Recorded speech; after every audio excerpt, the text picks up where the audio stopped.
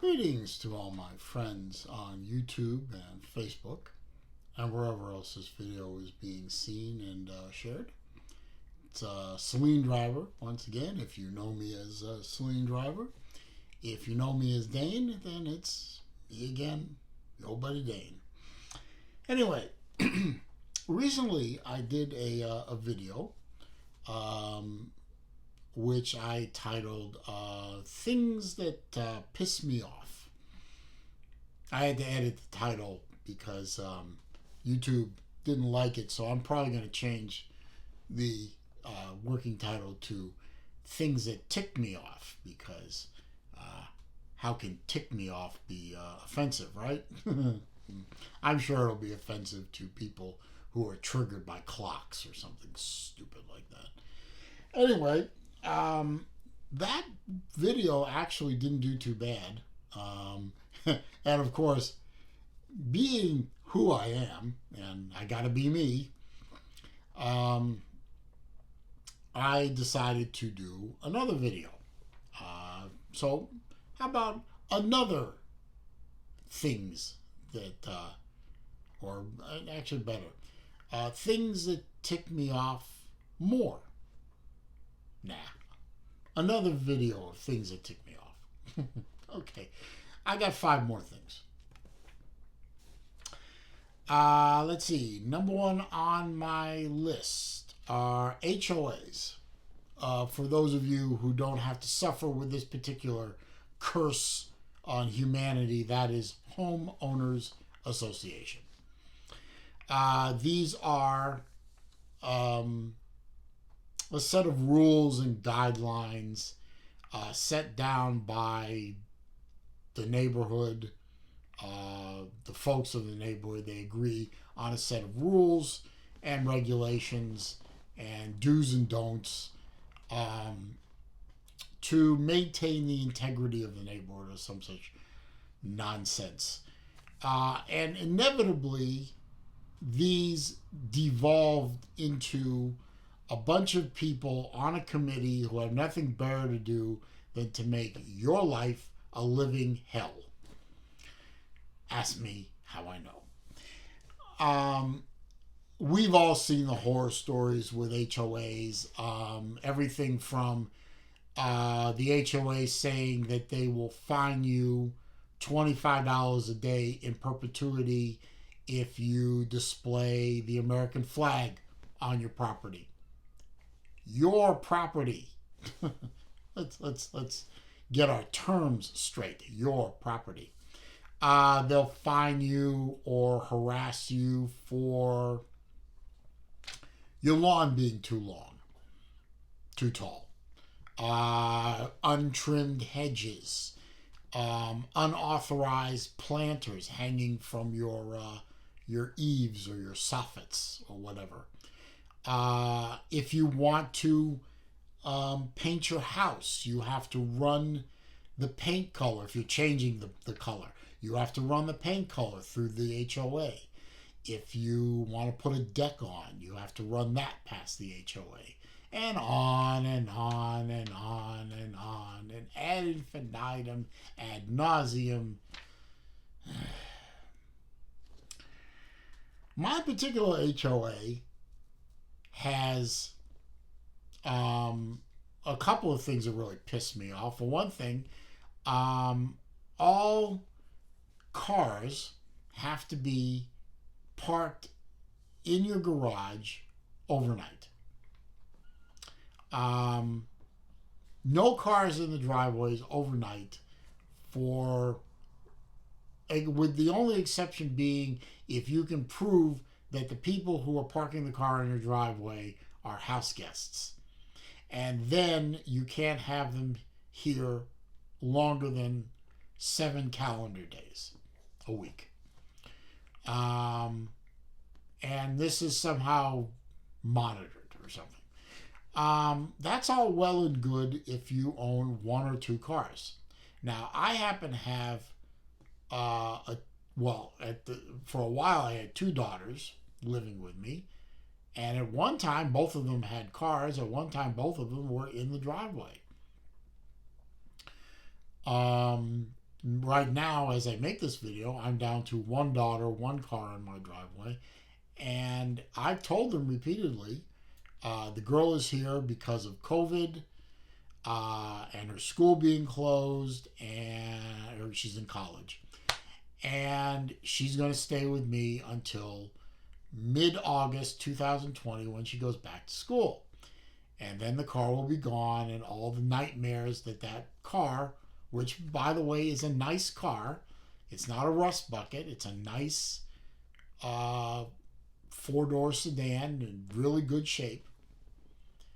I bought it for her, so, I know cars, so I know how to buy a used car.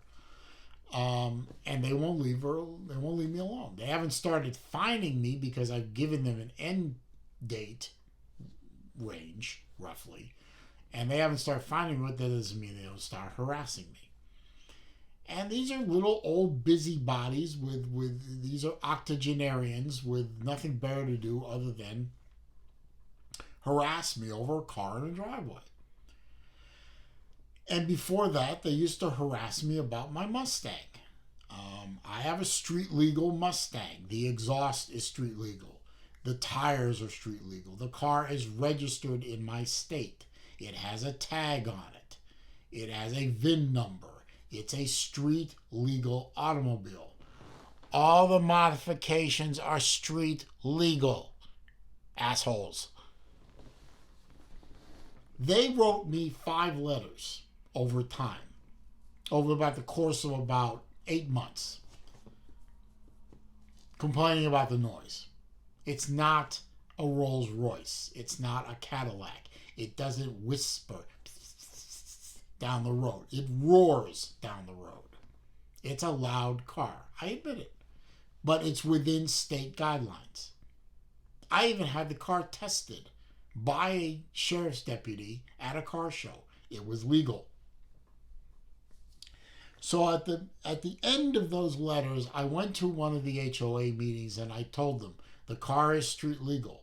The car will not be sold. The car will not be modified. The car will not be changed. The car will not disappear. The car is. The next letter I get from the HOA, I'm suing you. And the lawyer my family retains makes the ACLU look like amateurs. Okay? Haven't gotten the letter since. HOAs, you're worthless. You're garbage. You're a bunch of old people with nothing better to do than walk around with your measuring tapes and your sound meters and your little rule book and make everybody's lives miserable. Go away. Leave me the F alone. You suck. Number 2. This is sort of on a parallel, but does tie in with the HOAs. Nosy neighbors. Now, I try and be a good neighbor. Now, my HOA, as part of the exorbitant fees that they charge, keeps the lawn cut and the yards maintained. That's their job. I just maintain the inside of the house. I try and be a good neighbor. I don't fire up my Saleen at 4 in the morning unless I actually am going somewhere with it. And I don't speed. Believe it or not, I don't speed in my neighborhood. I don't poop where I eat, okay? I don't poop where I live. I try and be a good neighbor. I try and be a nice person. Somebody comes over, they need some help. They have questions. They think I know the answers. I try and help them. I chat with my neighbors. I have a fairly good relationship with all of them.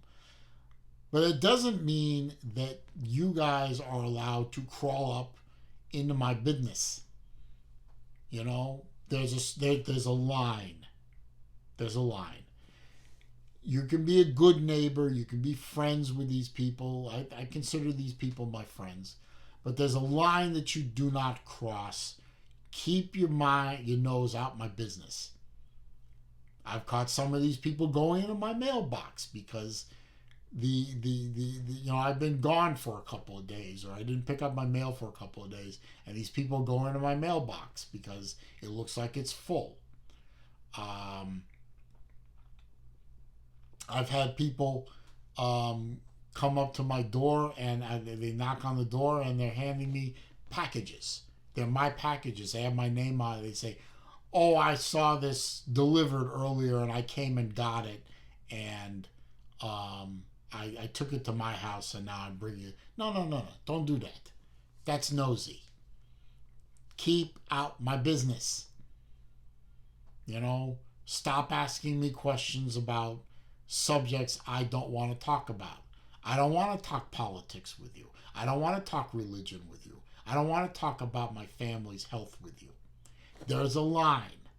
I'll tell you when it's okay, when you're good enough of a person in my life that I'll talk about these things with you.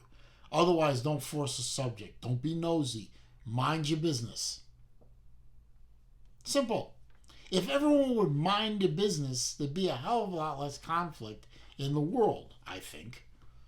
You know, you can be a helpful neighbor, you just don't get to be a nosy neighbor in my life. And I won't stick my nose in your business. You know, I won't come racing over to while you're sweeping out your garage to poke around and see what you got in your garage. Or something like that. I'm not going to poke my nose in your business. You don't poke your nose in mine. I got a big nose. Number 3, couponers. I hate you, couponers. You miserable coupon clipping.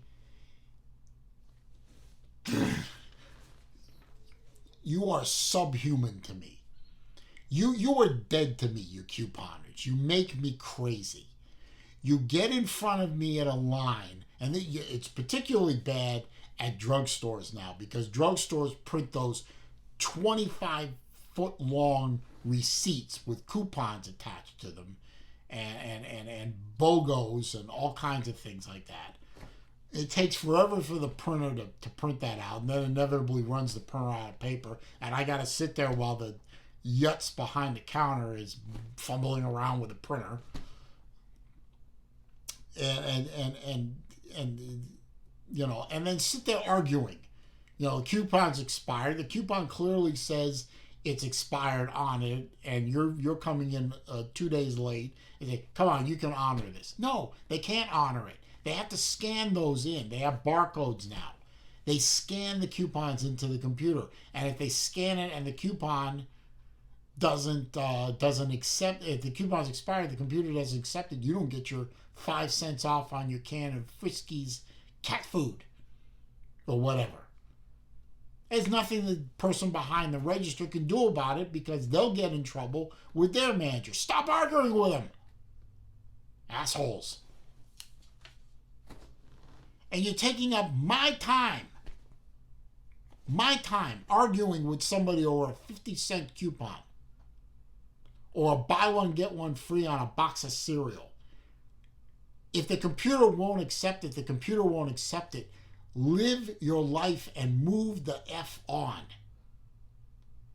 I've seen arguments. I've been behind 1 or 2 arguments that were so bad with a dollar off on something with an expired coupon, or they didn't meet the criteria for whatever reason. And I got places. I'm not the most important person in the world, but I got better stuff to do than sit behind and watch some, you know, Karen or Darren sit there arguing with a poor cashier who's, you know, just doing her job or his job about a buck. I literally opened my wallet up, took $1 out of my pocket, and slammed it on the counter and said, "There's your $1. Move on." And in all 3 circumstances, they took the $1. They weren't offended enough not to take the $1. That's how pathetic they are. And my daughter, my older daughter, who works at a retail store I will not name, has to deal with these Karens all the time.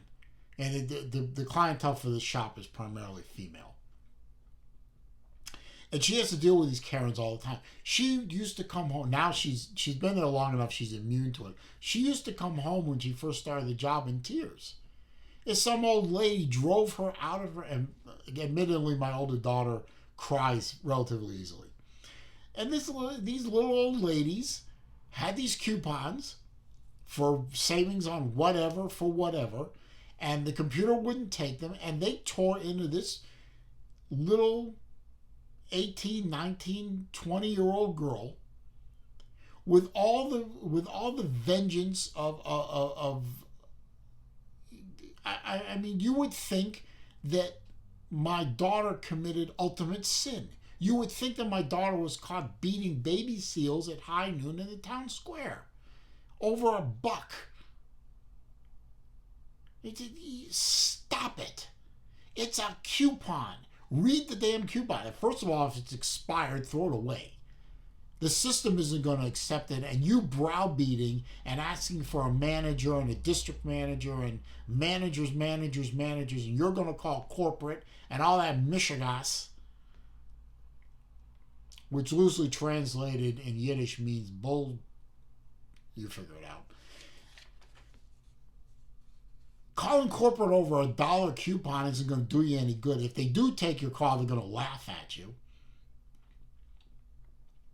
And it's $1. It's a couple of bucks. It's a coupon. If it expired, take your medicine and move on. You couponers suck. I hate you all. Hate. 4. Another group of people who take up way too much time in checkout lines are people who write checks. It's 2020. You morons. Get a credit card. Get a debit card. The debit card comes with your checking account. You idiots. Nobody writes checks in grocery stores or whatever anymore. Except you few, thank God, very small minority of, just anti-destination league members. You got nowhere to be. You don't care that writing a check takes forever. You have to write the check out, first of all. And then they need to scan the check. They need to go through e-check. They need to get your license number. And they have to do the crisscross. If you've ever been on the cashier side of a check writing in a grocery store, you know about the cross, where you put in the driver's license number and the date of birth and there are a couple more pieces of information. Phone number, I think, is one of them. All this nonsense that I've seen still goes on, maybe not as much as it used to be, but writing a check is a 5-minute proposition. Swiping a debit card takes 10 seconds. You check, and you're doing it in express lines, which really makes me crazy. 10 items or less, that's another rant for another day. The 10 items or less violators. Yeah. Check writers and express lines deserve to be sent to the 15th circle of hell. You've been warned. Don't do it in front of me. Look at this face. Memorize this face. Don't write a check in front of me in a line again. I might go homicidal. Finally, number 5. And this has to do with a series of videos I just did recently on professional sports teams and their names being upsetters of the woke. The trigger, the team names trigger.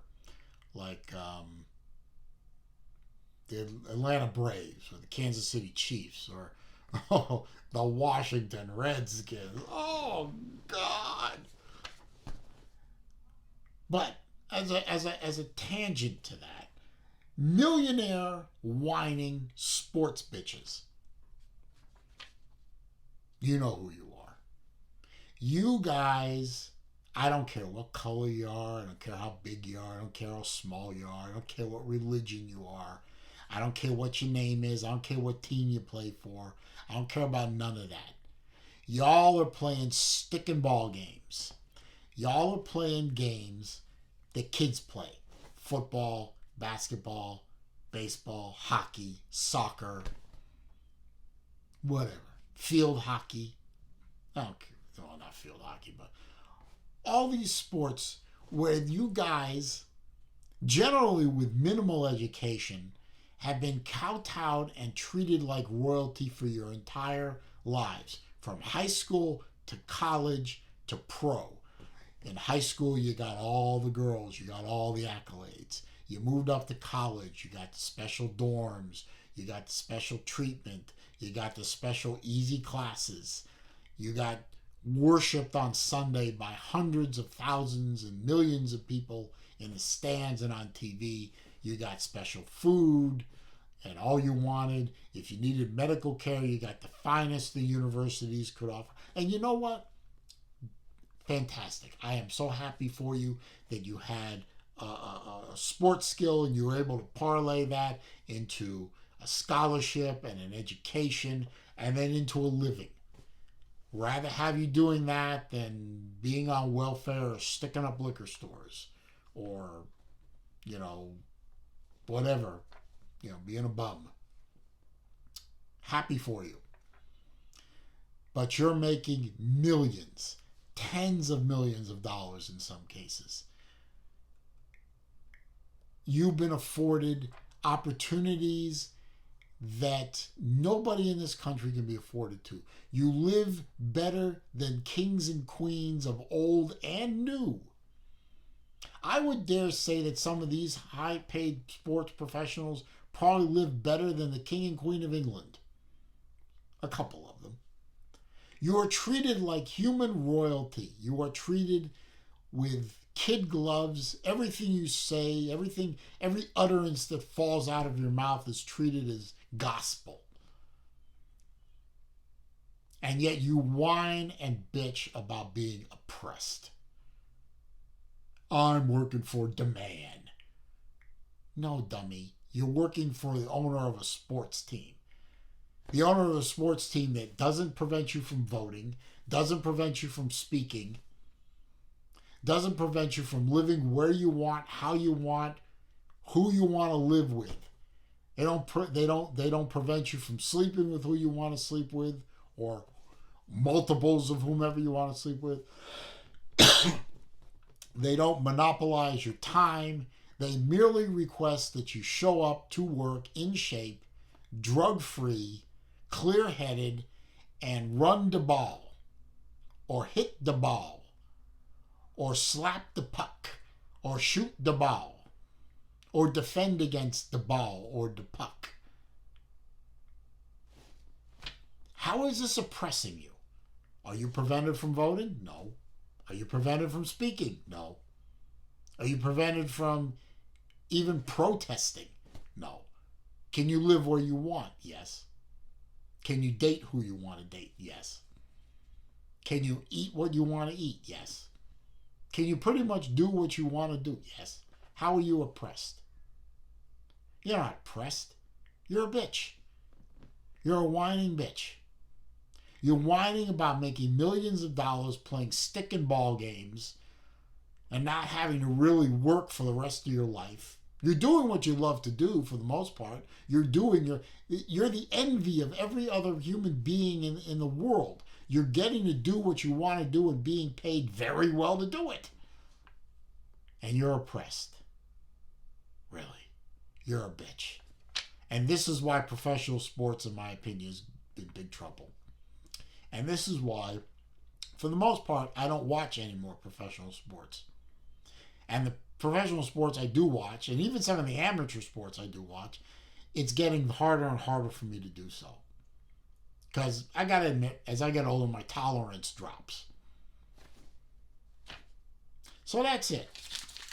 That's 5 more things that tick me off. Now remember, this was all done in humor. I'm not trying to offend anyone. I'm not really even trying to piss anybody off. I'm really not. I'm trying to make you guys laugh and maybe think a little. Mostly laugh. I hope you enjoyed it. If you enjoyed it, give me a thumbs up. I appreciate it. Pardon me.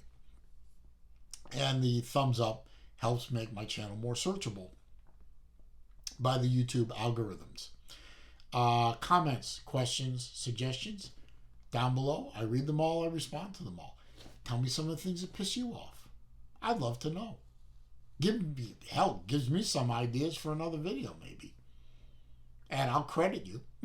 I'll say, hey, such and such said this, and I think he's right, or I think she's right. If you're new here, welcome, of course.